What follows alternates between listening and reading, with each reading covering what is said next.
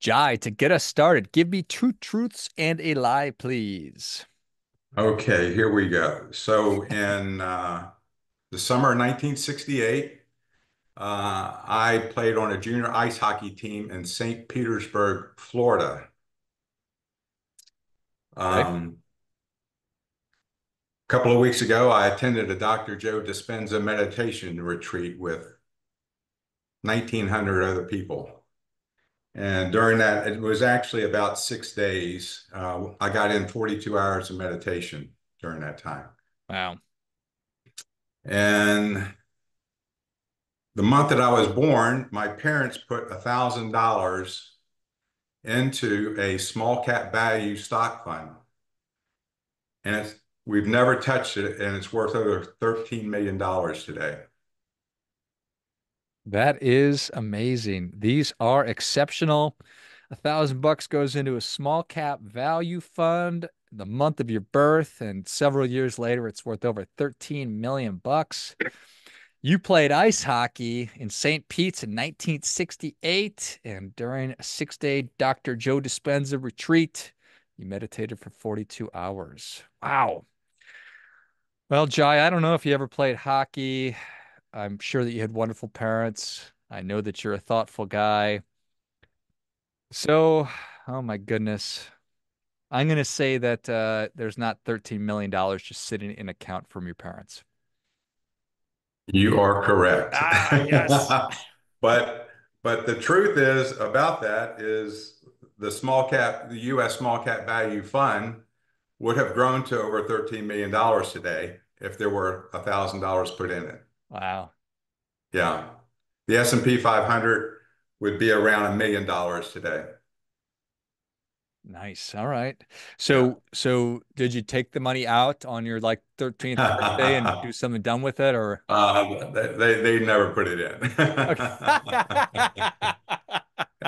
in. What- it just never happened. So, well that is excellent.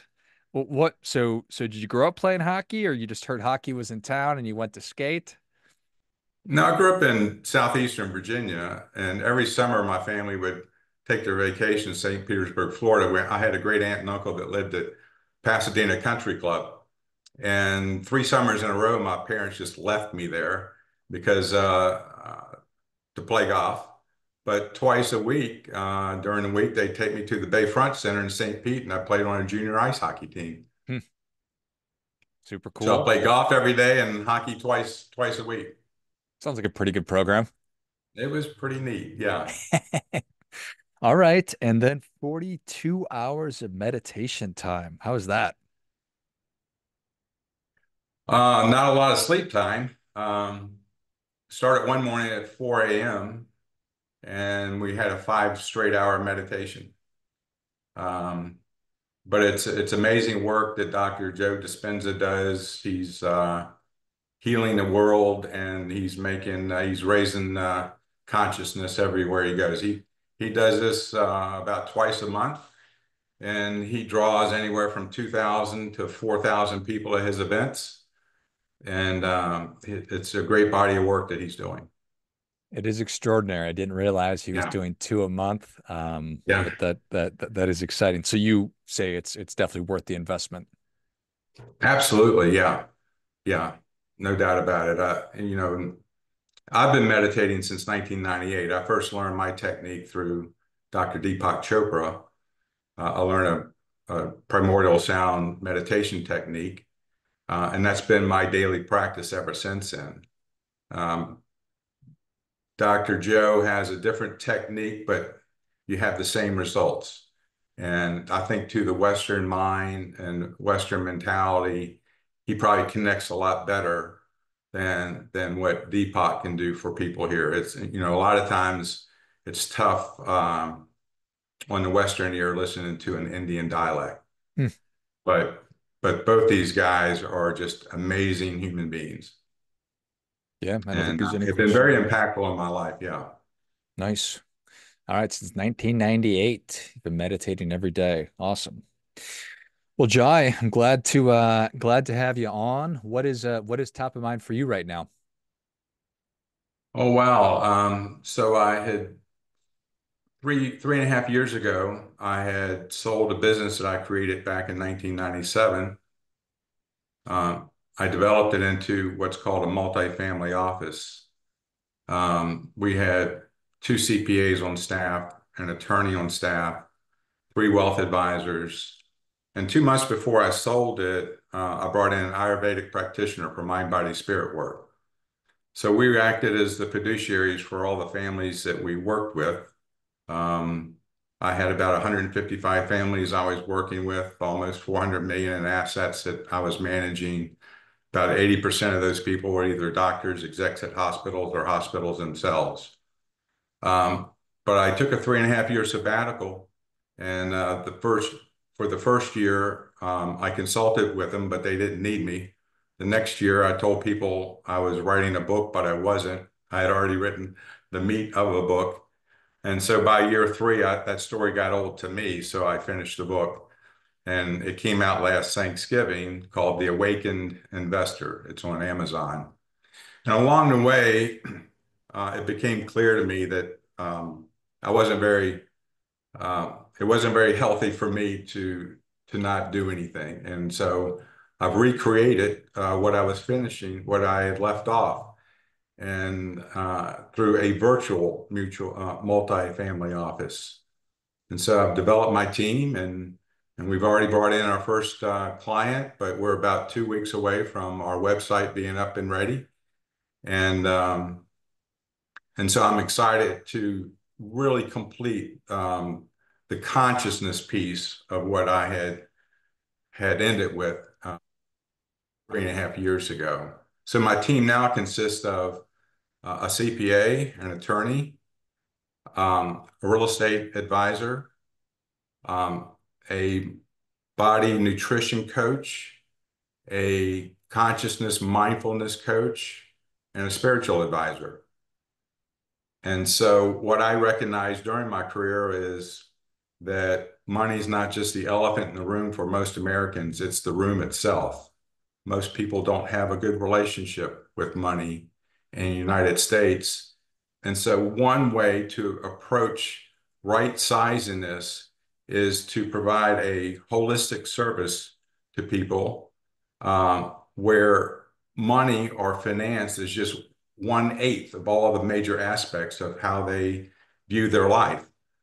And so what I've done is I've combined my almost 4 decades of evidence-based wealth management with a team, and I've complemented that with the Blue Zone study and research of those societies that have the longest of lives and the highest quality of lives in that journey.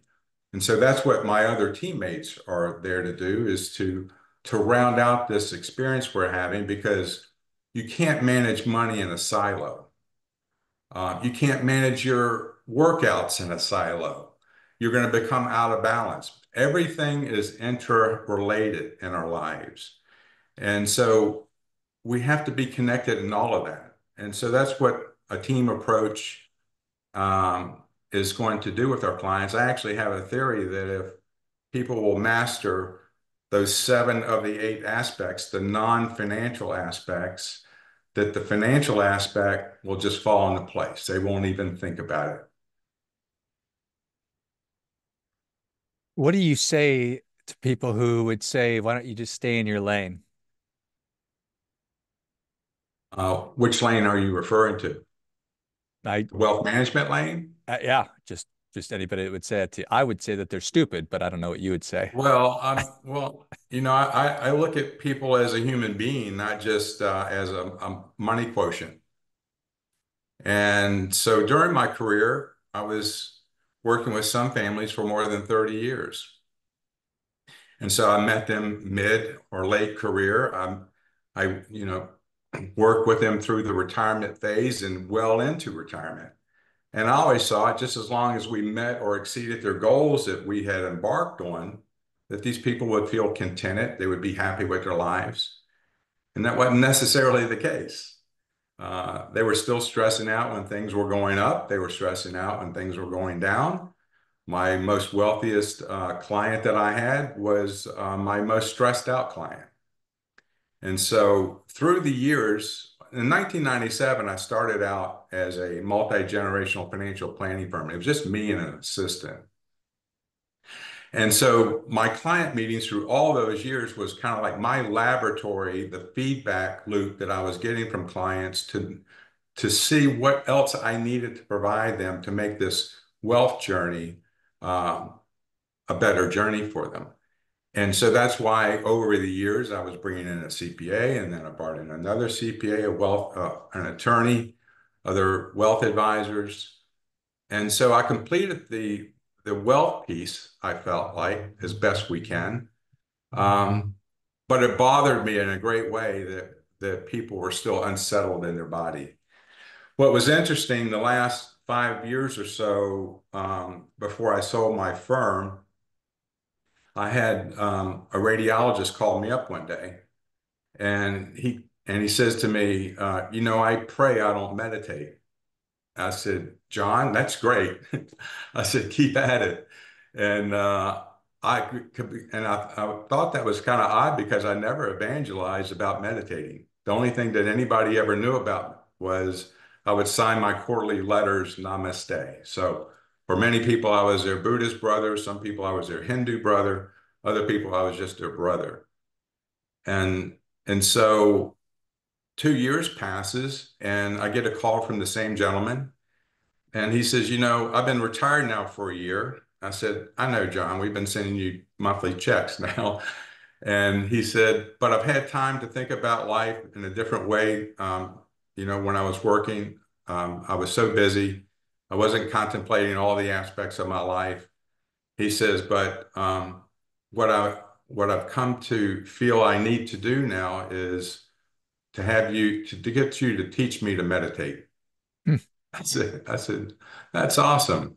He said, and I also know that that we can heal our bodies. And he said, I'm getting ready to have knee surgery. He says, I want you to help me with that too. And I said, well, the first thing you have to do is stop saying that you're going to have this knee surgery. In the same week, I had a 74-year-old child psychologist call me up. I'd met with her and her husband, who was also a psychologist. They worked together in the same office for over 30 years. I met with them every 3 months in their offices on a Friday for lunch, and we would have a 2 hour or so meeting. And she calls me up the same week the radiologist did, and she said, Dennis has now passed for 5 years, and I have felt really connected with him all this time, even though he's passed. She says, but I'm starting to lose that feeling now. And I recognize the connection that you and he had in our meetings through all those years. You were just spiritually aligned with each other. And she said, and I feel like if I learned to meditate, I could reconnect with Dennis. Hmm. And so those were two powerful events for me in my work. And so I wanted to bring in a team that could do the right job for people who were ready for that. I don't evangelize, but I think if we show people by our who we are that, and if they like that they're going to want to know what it is that you're doing. And so I'm there to just provide a little nudge and just see if it gets absorbed and people are attracted to it. I have this roadmap with this team where we're going to provide tools for higher awareness to wake people up of what they're doing in their lives. So I have this mindfulness coach and I have this spiritual advisor. People don't have to embrace and embark and dive deep into those, but I want people to see that the roadmap that they have in front of them and what is available to them to have the very best life that we're here to have.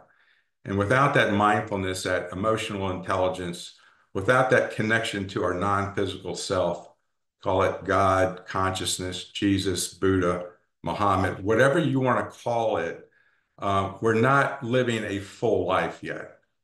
Um, when we're operating from just these five senses, this physical bag of bones, um, we're feeling separate, and so we're operating in that world of lack and limitations, and so it's a difficult world. It's a very challenging world to live like that.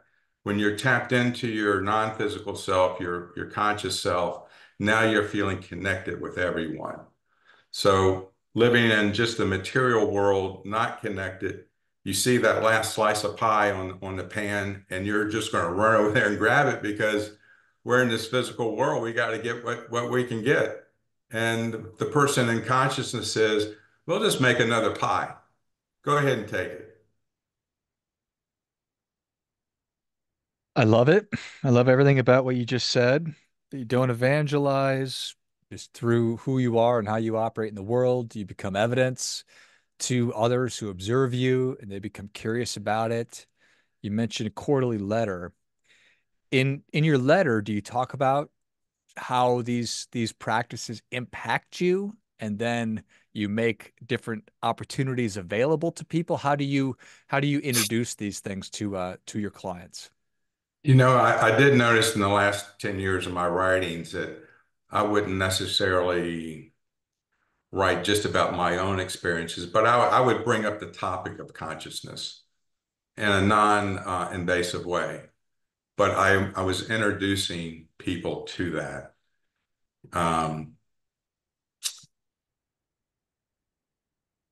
it was what really got me going one year was I was having a luncheon with the executives of a large radiology clinic I was working with. I was managing their retirement plan. They had 68 physicians. They were a read-only practice. But this particular day, I wanted to just spend time with the top executive staff. So it was 14 of them. We had a luncheon, and um, they were making $60,000 to $260,000 of income, each one of them. They were one half, they all had partners. They were one half of the family household. So that's a pretty good economic swath of America. Um, and during the lunch, I heard somebody say something negative about money. And so I called timeout on lunch. I said, all right, we're going to go through a little meditation process here. And I had them all close their eyes. I had them take several deep breaths. And I said, I'm going to say a word to you. And when I say it, I want you to sensate in your body what you're feeling and how you're feeling about it. I want you to sensate if you're having a negative, a neutral, or a positive feeling about what I'm about to say to you. So they all settled down, took some breaths, and I said the word money. And then we just sat with it for about a minute. And I said, before you open your eyes, I want everyone here to raise their hand that had a negative sensation about money, and then neutral, and then positive. So, George, out of 14 people making the kind of incomes, how many people out of 14 you think had a negative sensation? 12. All 14. So, it's so that says they have a bad relationship with money. It's like having a partner. If you're not thinking well of your partner, you're just in an accident looking for a place to happen. And that's where America is with money. We represent 4.2% of the global population, and we've created 62% of the world's business valuation in the United States. And yet PBS did this documentary, Americans, The Retirement Dilemma. We have a poor relationship with money. So what is the reasons for that? Well, I think there's several. I mean, one I think is the landscape that the consumers have to deal with when getting their money managed. It's a muddied landscape. It's fraught with conflicts of interest, lack of integrity, lack of morality. Wall Street knows the consumer's mind better than the consumer does. It knows how to manipulate the mind because we're still dealing with that reptilian mind, the amygdala, that's always looking out for danger. So Wall Street profits when they're creating products and services and languaging around getting you to move your money. Moving money is profits in the pockets of Wall Street and Bank Street and Insurance Street. They're okay if you make money, but they're going to make theirs first. Um, but I think it goes deeper than that. And I think the deeper aspect of it is the fact that we're disconnected from consciousness. And we live in this material world, this social media world, Facebook, TikTok. We're always looking out to see what the other people are doing, and we're saying to ourselves, well, that's what we want.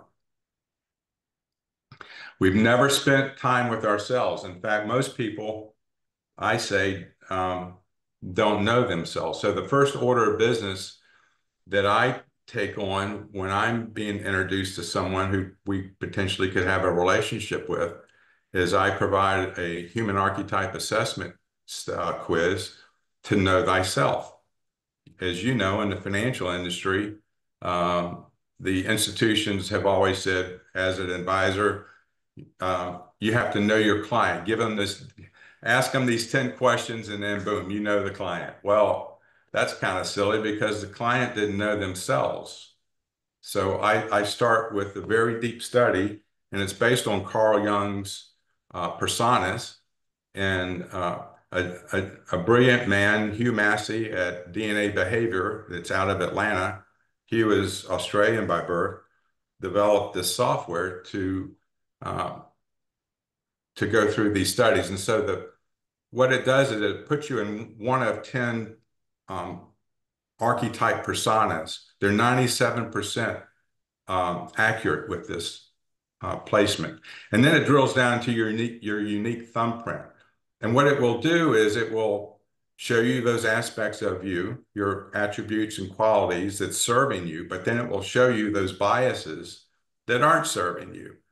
And what typically has happened in the past when I've done this, and a couple comes into my conference room, someone will say, well, that study seemed like a lot of like me, but that one thing over there, that's just not me at all. And quite typically, the partner across the table will look at them and say, that's exactly who you are.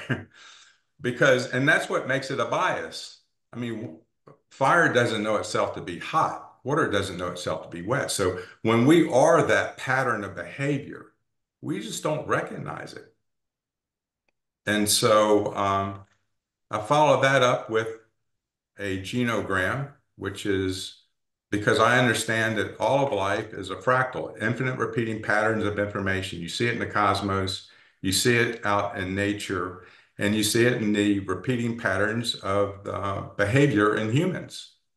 And so when I get a family's lineage on paper, the parents, the grandparents, siblings, and I do it with both couples and then the children, and then I'm asking questions about major aspects of those people's lives. And then I follow that up with what are their money scripts that have been handed down? And what money scripts are you handing down to your kids?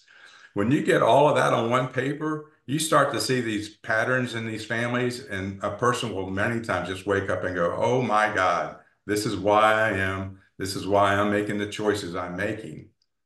Because, at some level, we've all been programmed to be who we are now. We were programmed through age 7.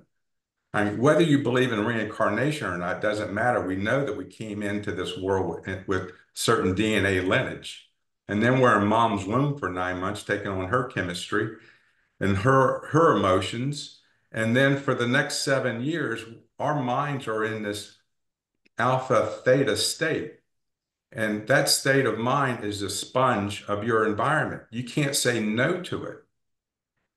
And so you become the garbage bin of everybody's desires in that period of time. And then at age 7, you form a beta mind, and we have a low, mid, high beta. You and I are operating in a beta conversation right now. And when you're in that mindset, you can say, no, that's BS. That's not me. But until then, we're programmed to be who we are. And if we never change, if we never try to change ourselves or rewire our programming, we're going to live a life of faith. If we can wake up to say to ourselves and sensate that there's something about us that's more authentic than the way that we've been groomed and programmed, and we take action, we start through different processes, get reconnected to our higher self. Now we can start making different choices that in order to have a different reality, you have to become a different personality. And so that's what that reprogramming is going to do. And by coming that different personality, that authentic self of who you really are, now you're living a life of destiny. Now that's a life of free will.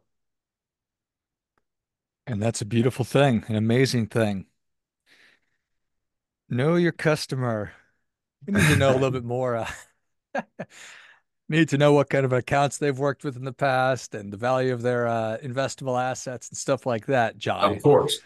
But once you get this person to their authentic state, they're open. And now you start asking them to dream in an authentic way, not who their coworkers, not what they're going to do with their lives, but what you want to do with your own life for maybe for the very first time.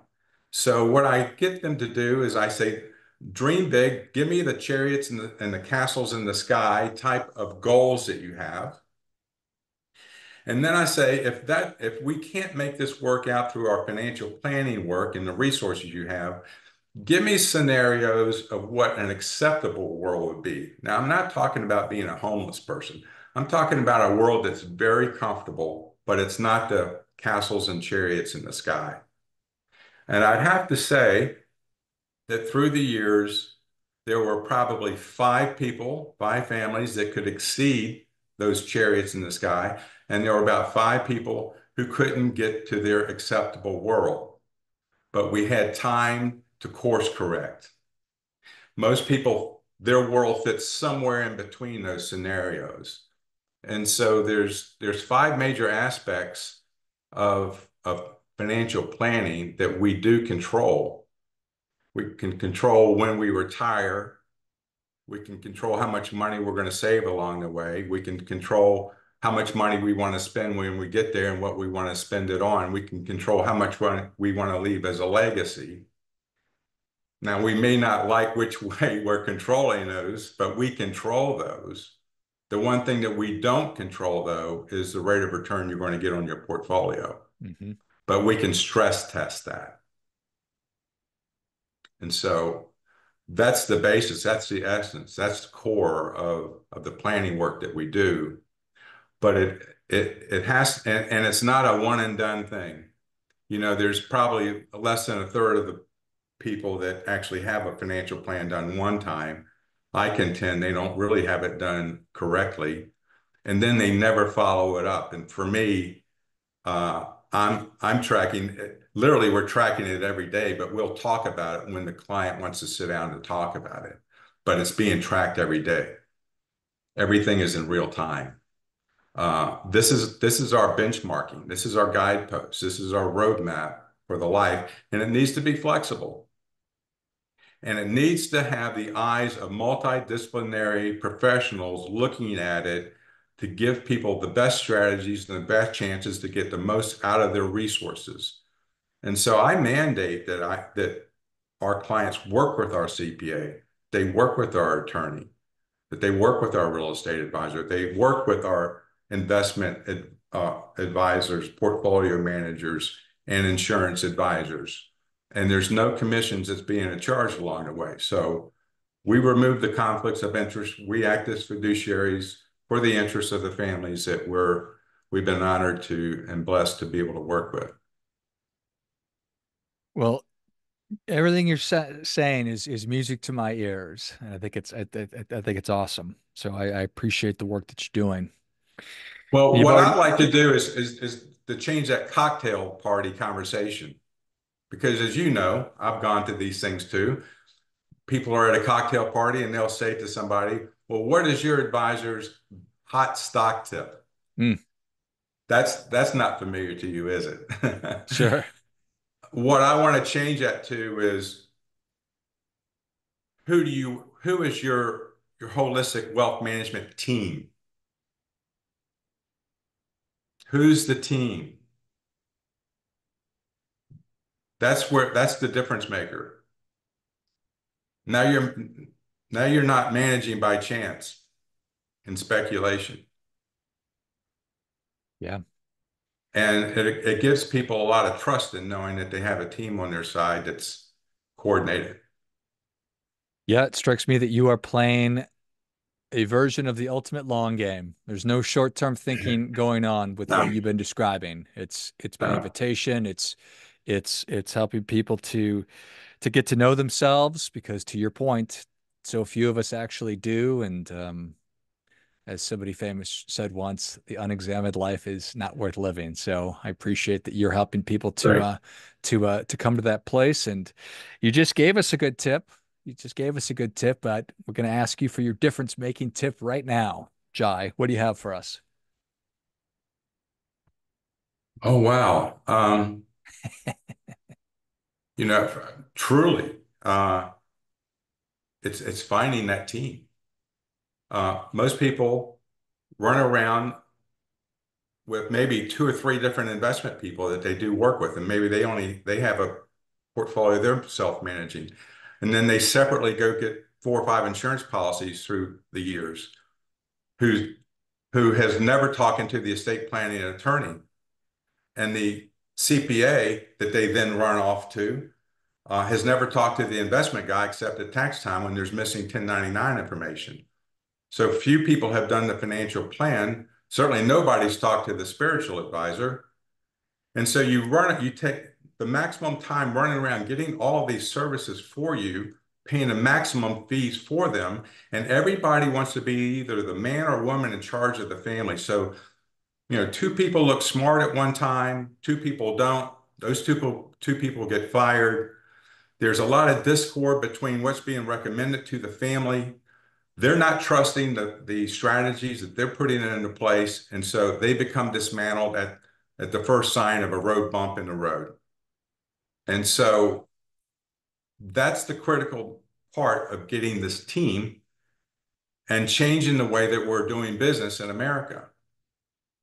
We can't be disjointed with this. We have to be totally integrated and connected. It has to be a tight bond with these teammates.